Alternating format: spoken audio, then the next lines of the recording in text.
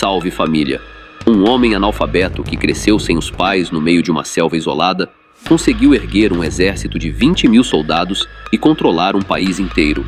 As maiores agências de inteligência do planeta o caçaram por décadas, oferecendo recompensas milionárias por sua cabeça. Mas, em vez de um final trágico, ele executou a maior jogada diplomática da história moderna. Hoje você vai conhecer a saga inacreditável de Khun Sa, o rei do Triângulo Dourado. Já deixa o like, se inscreve no canal e considere se tornar membro para apoiar meu trabalho. Bora pro vídeo!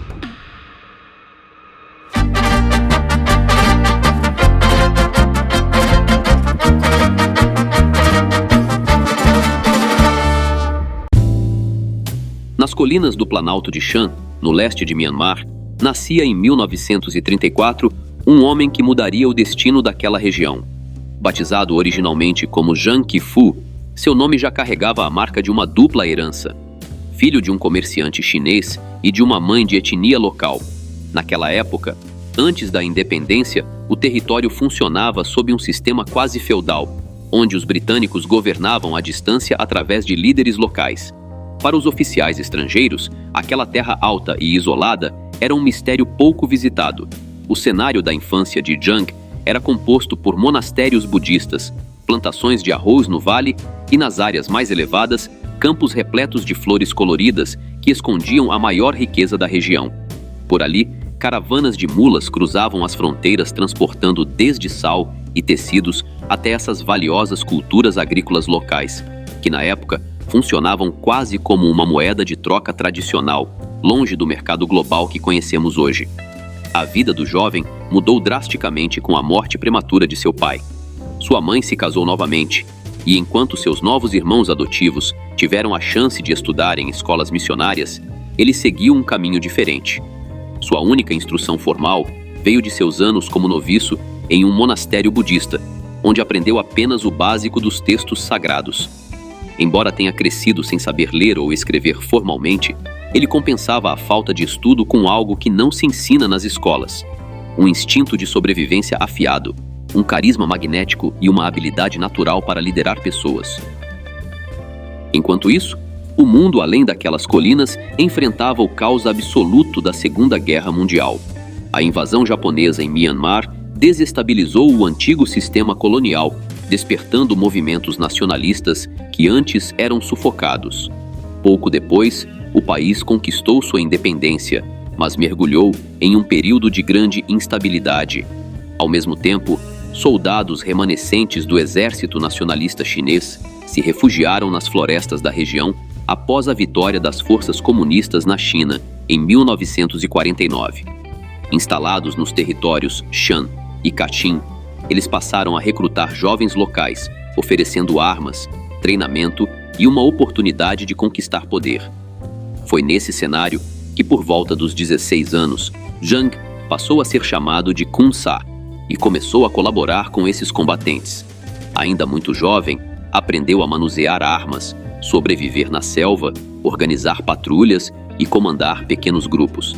Com o passar dos anos, ele percebeu que, nas montanhas Shan, o verdadeiro poder não dependia dos governos, mas de quem controlava as rotas comerciais, protegia as aldeias e conseguia manter homens armados ao seu lado.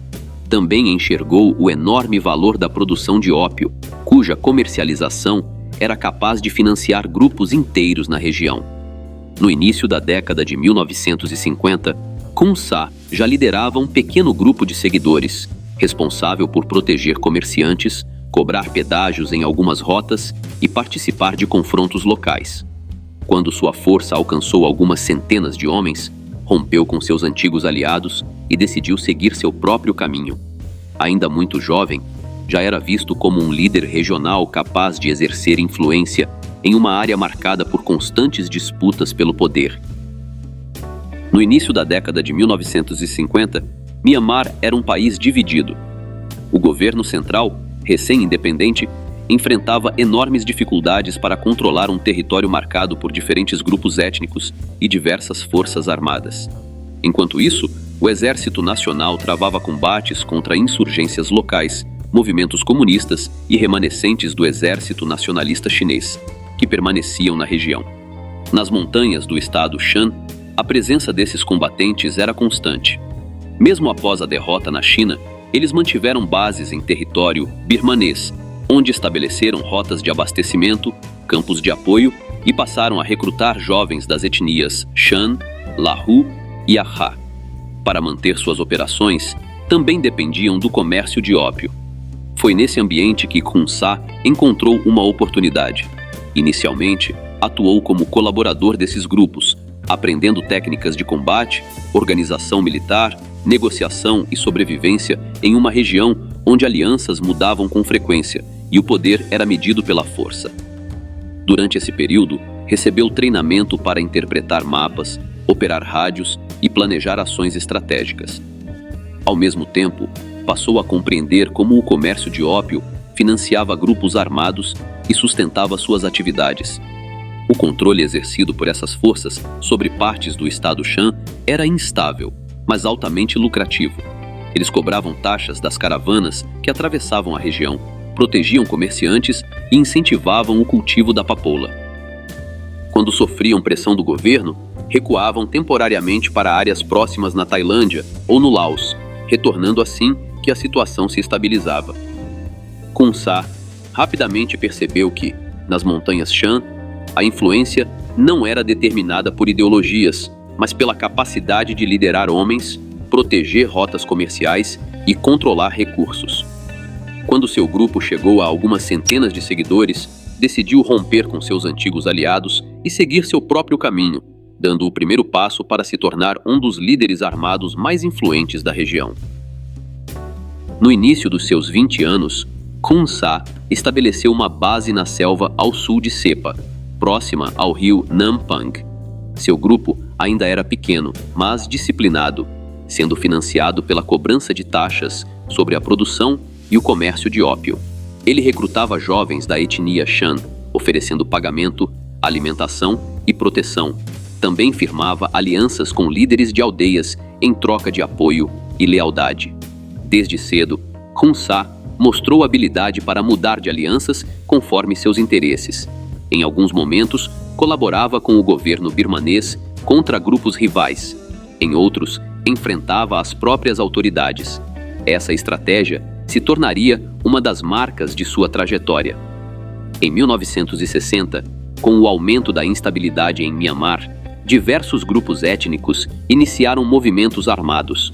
Nessa época, Khun Sa já era reconhecido como um importante comandante na região Shan e registrou oficialmente sua força como uma milícia ligada ao programa KKI.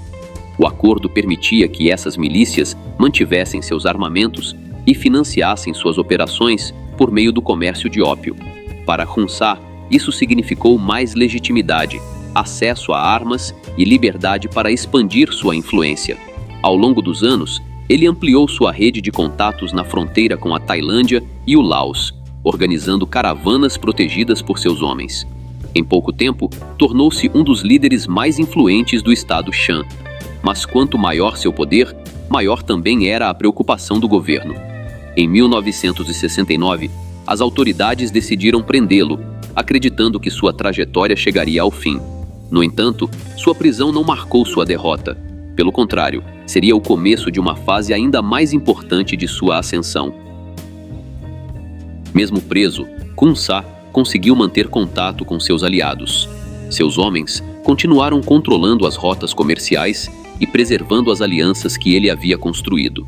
Durante esse período, passou a fortalecer sua imagem como defensor da autonomia do povo Shan, afirmando que havia sido preso injustamente pelo governo central. Em 1973, alguns de seus seguidores sequestraram 2 médicos soviéticos que trabalhavam em um hospital de Taungui. Após uma tentativa frustrada de resgate pelas forças do governo, um acordo foi negociado e Khun Sa acabou sendo libertado em 1974. Sua libertação contou com a participação discreta do general tailandês Kriang Sak Chomanan.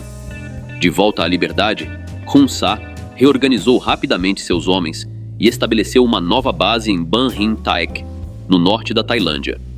A partir dali, ampliou sua influência sobre a produção de ópio no estado Shan, e fortaleceu seu grupo armado, inicialmente chamado de Shan United Army e mais tarde de Mong Thai Army, afirmando lutar pela independência do povo Shan. Durante a década de 1970, o chamado Triângulo Dourado se consolidou como um dos principais centros mundiais de produção de ópio. Aproveitando esse cenário, Khun Sa expandiu suas operações. O cultivo da papoula cresceu. Laboratórios clandestinos passaram a funcionar em áreas isoladas e as rotas atravessavam a Tailândia e o Laos. No fim da década, sua organização já movimentava centenas de toneladas de ópio por ano. Além de construir um poderoso império econômico, Khun Sa também investia em sua imagem pública. Recebia jornalistas, afirmava ser um líder da resistência Shan e dizia que, se os agricultores tivessem outra fonte de renda, abandonariam naturalmente o cultivo da papoula. Para muitos apoiadores, ele representava a resistência contra o governo militar birmanês. Para seus adversários, era um dos homens mais influentes do comércio internacional de drogas. Em Ban Hin Taek, Khun Sa construiu uma estrutura que funcionava como um pequeno estado.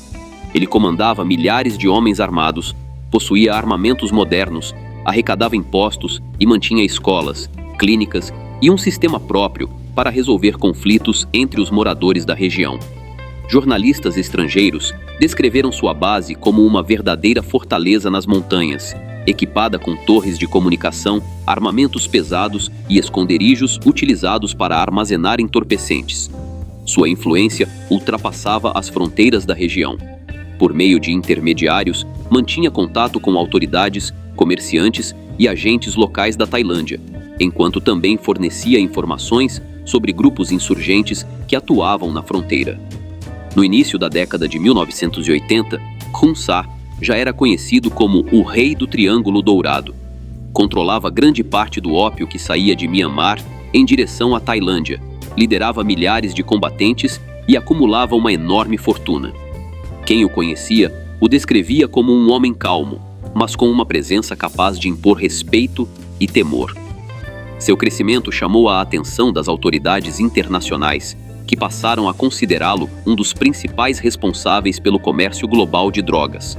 Ao mesmo tempo, os governos de Myanmar e da Tailândia aumentaram a pressão sobre sua organização, embora sua rede de aliados e o difícil acesso às montanhas dificultassem qualquer ofensiva. Enquanto isso, Khun Sa continuava fortalecendo sua influência. Incentivava o ensino da cultura Shan, promovia a ideia de independência da região e utilizava os recursos obtidos com a produção de papoula para sustentar seu exército. Em meados da década de 1980, sua força já ultrapassava 20 mil homens, transformando seu território em uma espécie de estado paralelo. Mas, à medida que seu poder crescia, também aumentava a pressão dos governos vizinhos. O período de tolerância estava chegando ao fim, e um grande confronto se aproximava. Em 1985, estimativas da inteligência dos Estados Unidos apontavam que Khun Sa controlava mais da metade do fornecimento mundial de heroína. O ópio produzido nas montanhas do estado Shan era levado para laboratórios clandestinos, onde era refinado e transformado em heroína de alta pureza. Depois, a carga seguia por rotas secretas através do rio Mekong até a Tailândia, de onde era distribuída para Bangkok, Hong Kong e outros mercados internacionais. Os lucros eram enormes. Com esse dinheiro, Khun Sa adquiriu armamentos modernos, construiu pistas de pouso e manteve um exército disciplinado com milhares de homens.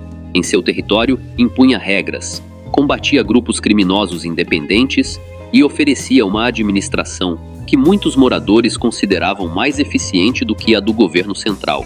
Enquanto seu poder atingia o auge, a pressão internacional também aumentava, e Khun Sa passou a ser tratado como um dos principais alvos. Diversas acusações foram apresentadas contra ele, acompanhadas de altas recompensas por sua captura.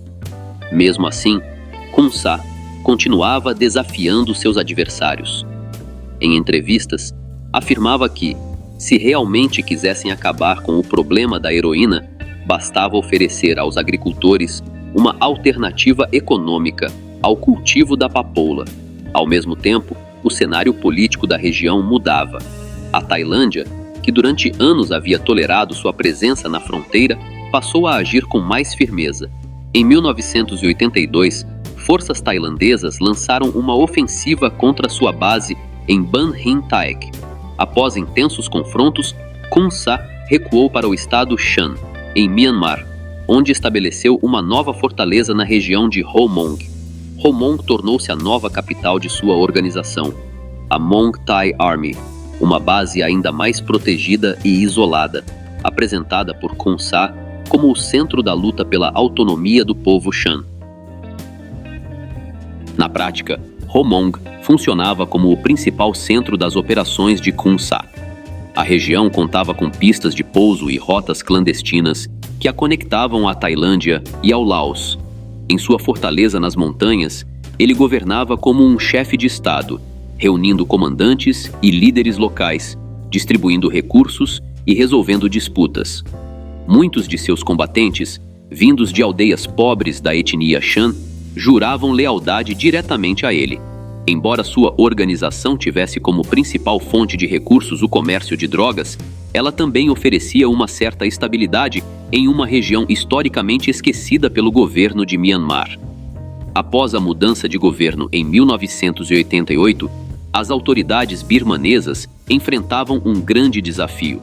Sem força suficiente para derrotá-lo de forma definitiva, alternavam operações militares com tentativas de negociar e fortalecer grupos rivais para enfraquecer sua influência. Nesse período, Khun Sa tornou-se conhecido internacionalmente como o principal líder do Triângulo Dourado. Sua imagem estampava reportagens em diversos países, aumentando sua fama e consolidando sua reputação como uma das figuras mais influentes da região. Ao mesmo tempo, surgiam críticas dentro do próprio movimento Shan. Enquanto Khun Sa afirmava lutar pela autonomia de seu povo, alguns líderes locais o acusavam de priorizar sua própria riqueza, enquanto grande parte da população continuava vivendo na pobreza. Essas divergências provocaram disputas internas que enfraqueceram a resistência regional. No fim da década de 1980, sua posição começou a se desgastar. O mercado internacional mudava. Novas regiões passavam a abastecer o comércio de heroína, a pressão internacional aumentava e milícias rivais avançavam sobre seus territórios. Mesmo assim, por mais de uma década, Khun Sa conseguiu manter um domínio praticamente absoluto sobre sua fortaleza nas montanhas. Porém, no início dos anos 1990, seu império começava a dar sinais claros de declínio, pressionado por inimigos externos e conflitos dentro da própria organização. No início da década de 1990, Khun Sa vivia o auge de seu poder, mas também o começo de sua queda. Seu grupo armado, o Mong Thai Army, controlava mais de 10 mil quilômetros quadrados do estado Shan, ao longo da fronteira com a Tailândia. A partir de sua base em Ho Mong, exercia autoridade sobre aldeias, rotas comerciais e extensas áreas de cultivo de papoula. Apesar dessa força, os alicerces de seu império começavam a enfraquecer. O governo militar de Myanmar, consolidado após o golpe de 1988, passou a enxergá-lo como uma ameaça que precisava ser neutralizada. Em vez de lançar uma grande ofensiva, optou por dividir seus adversários, fortalecendo milícias rivais e explorando as disputas internas do movimento Shan. Entre esses grupos estava o poderoso Exército Unido do Estado Wa, que, após romper com antigos aliados, firmou acordos com o governo birmanês e passou a disputar tanto o território quanto as rotas do comércio de drogas. Com o apoio militar e financeiro, suas forças avançaram gradualmente sobre áreas antes controladas por Khun Sa. Em resposta, Khun Sa reforçou suas defesas e intensificou seu discurso nacionalista. Passou a apresentar o Mong Thai Army como o verdadeiro exército do povo Shan, conclamando a população a se unir em torno de sua liderança. No entanto, esse discurso já não convencia a todos. Muitos comandantes Shan acreditavam que a luta pela autonomia havia sido colocada em segundo plano, enquanto o comércio de heroína se tornava a principal prioridade da organização. O descontentamento cresceu e alguns oficiais abandonaram o grupo ou passaram para forças rivais.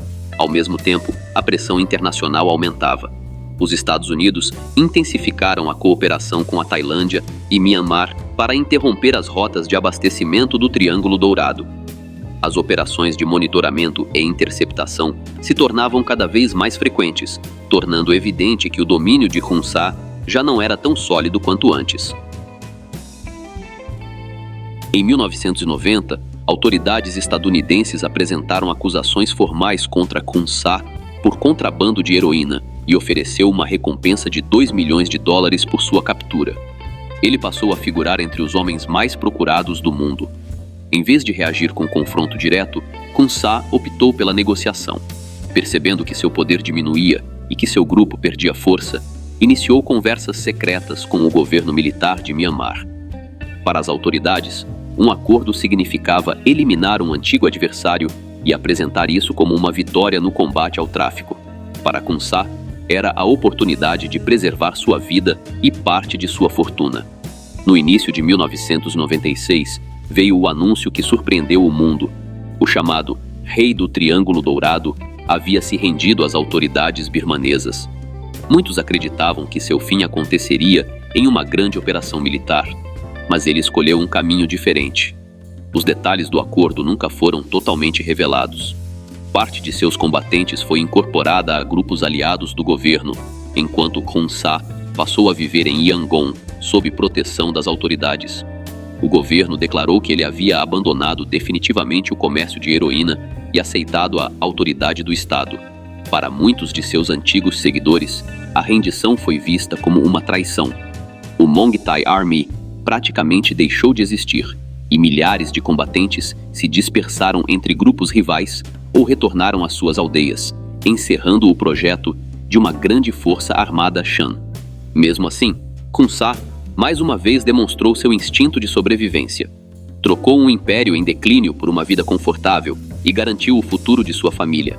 Seus 8 filhos, 5 homens e 3 mulheres, receberam educação no exterior e, após sua mudança para Yangon, passaram a administrar diferentes negócios no país. Nessa época, sua esposa, Nancy, já havia falecido. Quando Hun Sa entregou suas armas em janeiro de 1996, a imprensa internacional anunciou o fim de uma era. O homem apontado por muitos como o principal líder do Triângulo Dourado se rendeu, sem que fosse necessário um grande confronto. O governo militar de Myanmar apresentou o episódio como uma vitória de sua estratégia de pressão e negociação.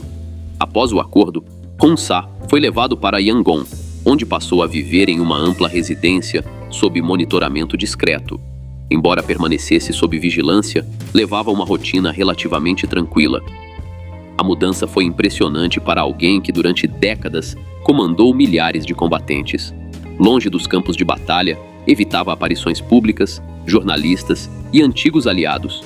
Quem o encontrava descrevia um homem tranquilo, que costumava recordar os anos passados nas montanhas Shan e sua trajetória como líder regional. O governo, por sua vez, permitiu que ele permanecesse em liberdade desde que não voltasse a se envolver em assuntos políticos ou militares. Em troca, Hun Sa viveu seus últimos anos sem grandes interferências. Enquanto isso, o Triângulo Dourado passava por profundas mudanças. O Exército Unido do Estado Wa, antigo rival de Hun Sa, assumiu o controle de boa parte das rotas e operações que antes pertenciam ao seu grupo. Assim, embora o governo comemorasse a queda do antigo líder, o comércio de drogas continuou ativo sob novos comandantes. Mesmo afastado da vida pública, Hun Sa jamais deixou de ser uma figura cercada por lendas. Sua história continuou sendo contada em Myanmar, na Tailândia e em outros países da região, consolidando seu nome como um dos personagens mais marcantes da história do Triângulo Dourado. Alguns afirmavam que Hun Sa ainda administrava seus negócios por meio de intermediários, enquanto outros acreditavam que ele havia se afastado definitivamente da vida que levou durante décadas. Mesmo longe dos holofotes, sua imagem continuava presente em livros, documentários e histórias contadas nas montanhas Shan.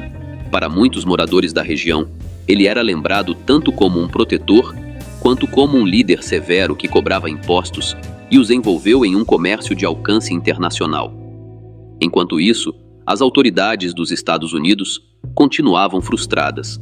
Durante anos, Hun Sa esteve entre os homens mais procurados do mundo.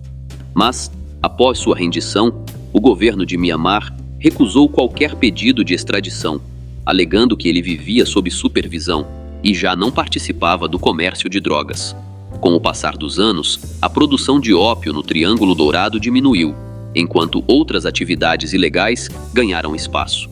No entanto, muitas das rotas, contatos e estruturas criadas durante o período de Kun Sa permaneceram ativas, influenciando o cenário da região por muito tempo. No início dos anos 2000, o antigo comandante já levava uma vida discreta em Yangon. Problemas de saúde, como diabetes e doenças cardíacas, limitaram sua rotina. Ele deixou de conceder entrevistas e passou seus últimos anos longe da atenção da imprensa. Em 26 de outubro de 2007, Kun Sa morreu em Yangon, aos 73 anos. Nos registros oficiais, foi identificado apenas pelo nome de nascimento, Zhang Qifu, e descrito como empresário. Sua cremação ocorreu de forma reservada, com a presença apenas de familiares e pessoas próximas. Mesmo após sua morte, sua trajetória continuou dividindo opiniões. Para alguns, foi um dos maiores responsáveis pela expansão do comércio internacional de heroína. Para outros, especialmente entre parte da população Shan, representou um líder que trouxe ordem a uma região marcada por décadas de conflitos. Sua história permanece como um dos capítulos mais marcantes da história do Triângulo Dourado, refletindo a complexidade e as contradições que marcaram toda a sua vida. Kun Sa ergueu um império nas montanhas da Ásia usando o isolamento da selva a seu favor. Mas, enquanto ele dominava o Oriente com um exército de 20 mil homens, do outro lado do mundo, um grupo de homens de terno e gravata criava uma verdadeira multinacional do mercado clandestino, operando direto das sombras de uma cidade colombiana. Eles não queriam a guerra, eles queriam o controle absoluto da economia global. E eles conseguiram. Para entender como o Império do Triângulo Dourado se conecta com a engrenagem mais sofisticada e bilionária das Américas, clique no card que está aparecendo agora na sua tela. Você vai conhecer a ascensão sutil, o poder invisível e a queda implacável do cartel de Cali. Nos vemos lá.